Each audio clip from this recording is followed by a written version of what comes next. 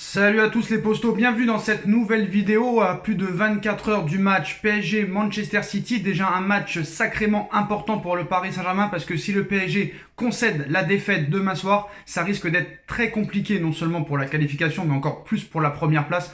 Le PSG n'a vraiment pas le droit à l'erreur demain contre Manchester City au Parc des Princes, chez lui, surtout après avoir fait un match nul catastrophique à Bruges, perdu 2 points, bêtement. Alors on se rappelle tous de 2014 où le PSG avait fait match nul à l'Ajax, qui n'était pas un foudre de guerre à l'époque.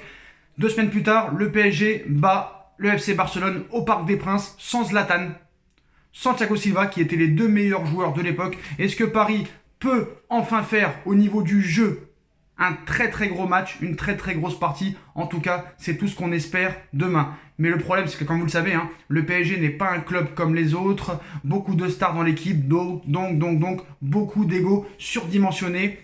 En plus du clash Neymar-Mbappé qui continue aujourd'hui, ces vidéos embrouillent. On devrait parler tactique, jeu, équipe, joueurs.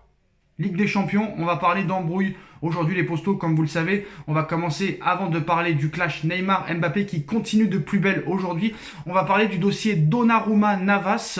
Mino Raiola qui tape une crise, Donnarumma qui n'est pas content de son sort et d'être remplaçant. Titulaire lors des 5e et 6e journées de Ligue 1, le portier italien est retourné sur le banc de touche à l'occasion du déplacement à Metz et la réception de Montpellier il y a quelques jours. Et alors que son cas récemment a fait jaser en Italie, cette fois c'est Mino Raiola qui en prend pour son grade. À force d'avoir un Maurizio Pochettino qui se refuse pour l'instant de trancher publiquement sur le fait de celui qui sera numéro 1 définitivement entre Keylor Navas et Gigi Donnarumma, le duel entre les deux gardiens va de plus en plus faire parler. Titularisé par l'Argentin contre Clermont 4-0 et face à l'Olympique Lyonnais 2-1, Donnarumma pensait avoir marqué des points, même si Navas lui avait été préféré pour le match contre Bruges en Ligue des Champions. Et malheureusement pour Donnarumma, l'ancien pensionnaire, enfin malheureusement pour Keylor Navas, excusez-moi, l'ancien du Real Madrid, lui, est encore passé devant contre Metz et contre Montpellier. Après sa soirée contre Metz passée sur le banc, Donnarumma avait alors vu la presse italienne tirer la sonnette d'alarme concernant le cas Donnarumma. Pas vraiment surprenant, puisqu'un tel scénario était largement prévisible, aussi bien du côté italien que costaricain. Et depuis, en Italie, la botte s'inquiète un peu plus. Donnarumma n'est pas franchement pressenti pour débuter le match contre Manchester City demain, d'autant que la presse française a évoqué l'influence des Sud-Américains du Paris Saint-Germain plutôt favorable à Keylor Navas plutôt que Donnarumma titulaire. L'homme qui leur a si souvent sauvé la mise la saison dernière, même depuis 2 ans. Keylor Navas nous a sauvé la mise de nombreuses fois, que ce soit en Ligue des Champions et en Ligue 1. Ça se trouve, si Keylor Navas n'est pas là l'année dernière, t'es même pas dans les 3 premiers en Ligue 1. Et ça, c'est une chose qu'il faut être conscient. Donc ce matin, le Corriere dello Sport a une nouvelle fois abordé le sujet, mais ce coup-ci, c'est pour attaquer directement l'agent de Donnarumma, Mino Raiola. La raison, le quotidien italien accuse l'agent du joueur de l'avoir envoyé au Paris Saint-Germain afin de privilégier de ses intérêts personnels. C'est un caprice de son agent qui s'est bougé en guise de vengeance après avoir pris 0 € de commission en 2017 quand son protégé a décidé d'accepter de prolonger à Milan. C'est-à-dire que Donnarumma avait prolongé en 2017 jusqu'en 2021 et Mino Raiola, qui était son agent encore une fois à l'époque, a touché 0 € de commission. Et on sait que Mino Raiola a un goût très tranché pour l'argent. Comme tout le monde, vous me direz. On comprend aujourd'hui que ce transfert a été décidé au tout dernier moment, seulement une fois que la Juventus a déclaré qu'il ne ferait rien. Mais ce n'est pas tout. Outre les conséquences pour Roberto Mancini, par exemple, Donnarumma est décrit comme un joueur triste qui ne cache plus son mal-être dans un pays où il ne parle pas la langue, où il n'a pas d'autres connaissances que ses coéquipiers. Conscient d'avoir à gérer une forte concurrence à son arrivée, Donnarumma va-t-il commencer à regretter son choix? Je ne pense pas. Voilà, il n'est pas bête, Donnarumma, il a 22 ans, champion d'Europe en titre. Il a quand même joué quelques matchs, voilà. Son tour va venir, mais c'est sûr que voilà, tu peux pas mettre Keylor Navas du jour au lendemain sur le banc. Surtout que Keylor Navas, certes, a eu un début de saison assez compliqué, mais il revient en puissance les derniers matchs. Donc tu ne peux pas mettre pour l'instant Navas sur le banc. Ce n'est pas possible. Il faut juste qu'il attende. Hein. C'est pas comme ça que ça marche. Hein. Faut le dire à Mino Raiola, faut le dire à Donnarumma, c'est pas comme ça. Tu arrives dans un club et après, on te met titulaire directement. Non, il va falloir que tu fasses tes preuves. Maintenant, c'est vrai que c'est à Maurizio Pochettino de prendre ses responsabilités. Est-ce que Pochettino est capable de prendre ses responsabilités? Parce que lui, qui est spécialiste de la langue de bois et de l'hypocrisie, il faut qu'il se mette devant la presse, il faut qu'il convoque les deux gardiens. Tu seras titulaire toi et tu seras sur le banc toi. Ou soit tu fais comme j'ai dit, tu mets un gardien titulaire en Ligue 1, un gardien titulaire en Ligue des Champions. Mais c'est vrai que là, on a l'impression de revivre Kevin Trapp et Alphonse Areola. Et on se rappelle que quand il y avait eu ce problème, Paris non seulement avait été éliminé en 8e de finale de Ligue des Champions, mais en plus n'avait pas été champion de France. Bon là je pense que le titre, on y va droit tranquillement. Mais voilà, il faut qu'ils se décident, qu'ils prennent une décision finale. En ce qui concerne le clash Kylian Mbappé-Neymar, friture sur la ligne. Hein. Le clash continue.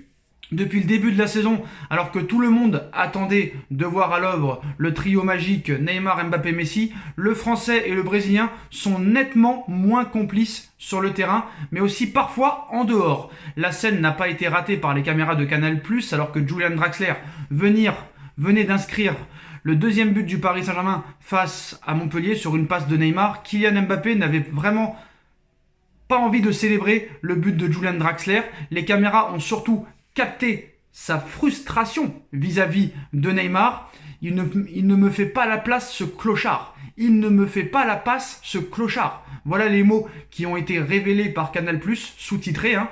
Vous pouvez vérifier par vous-même, à lâcher le Bondinois, qui aurait bien aimé que le numéro 10 se montre aussi collectif avec lui qu'il l'a été avec Julian Draxler. Après, voilà, je ne veux pas défendre Neymar, mais Mbappé, lui aussi, ça lui arrive très souvent d'être personnel et de ne pas donner le ballon. Donc balaye devant ta porte avant de critiquer les autres. Un moment de frustration qui a bien évidemment fait le tour du monde, et surtout les gros titres en Espagne, à chaque fois que le numéro 7 du Paris Saint-Germain a un souci avec son club ou avec un joueur, on pourra toujours compter sur la presse espagnole et surtout madrilène pour en faire le relais. Et visiblement, le feuilleton Mbappé-Neymar risque de lui faire ses unes pendant un petit moment. Dans son édition du jour, l'équipe est revenue sur la relation entre le Français et le Brésilien, une idylle qui avait commencé fort en 2017 et qui semble battre de l'aile 4 ans plus tard, surtout depuis l'arrivée de Léo Messi. Si le quotidien français révèle que les deux stars parisiennes ont été vues discutant ensemble après le match contre Montpellier, les deux hommes ont-ils réussi à faire la paix et à se rabibocher, car Neymar a fait quelques reproches à Kylian Mbappé.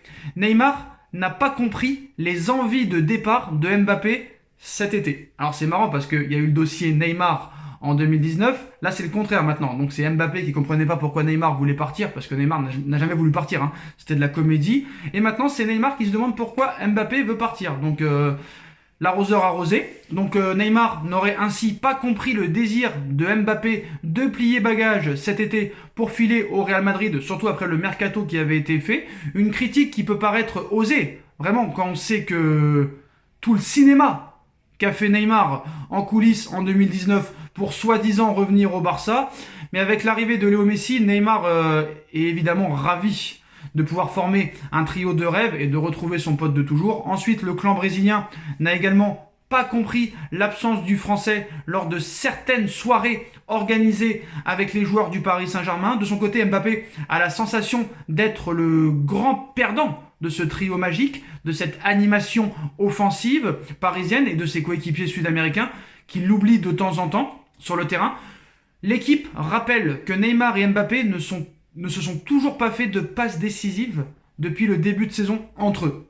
Donc une statistique notable. Enfin, dans le vestiaire, la forte communauté sud-américaine le place également dans une position où son influence est fortement réduite. C'est vrai qu'il n'y a pas beaucoup de Français dans l'équipe.